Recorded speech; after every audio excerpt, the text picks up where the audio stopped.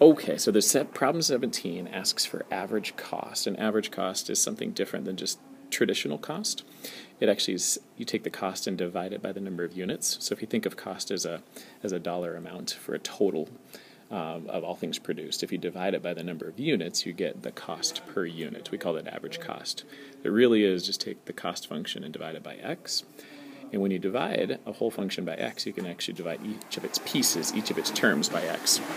So that's what you're seeing right there, is you're dividing each term by x, and then you're hearing a vacuum in the background.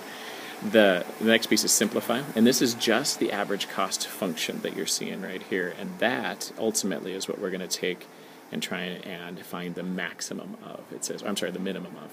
So by setting this equal, the derivative of this equal to 0, is you're thinking derivative equal to 0 for a minimum. Well, this is the function that you have to use, the average cost function. Let's rewrite it one more time. I want to put that 17.8 over x as 0.8 over x. I'm going to make it 17.8 x to the negative 1 just to ease the derivative portion. But if you take the derivative of that, which goes pretty smoothly here, you get 2 times 0.009. Which is going to get you that 0.018x, then a derivative of 50 is 0, and then the derivative of that 17.8x to the negative 1. Now you can see there. You want to simplify that just a little bit. We're setting it equal to 0, and use any algebra tactics you can. This is to find out where that minimum occurs when that derivative is equal to 0. If you add 17.8x to the negative 2 to the right, then we have a situation where we can multiply both sides by that denominator, x squared, to cancel it out, and pretty soon we have an x cubed. We can divide both sides by the 0.018, and you can take the cube root of both sides or raise it all to the 1/3 power, whichever works for you.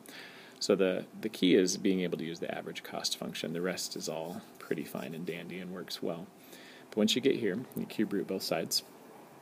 So here's the result of 17.8 divided by 0.018 is 988, 8 repeating.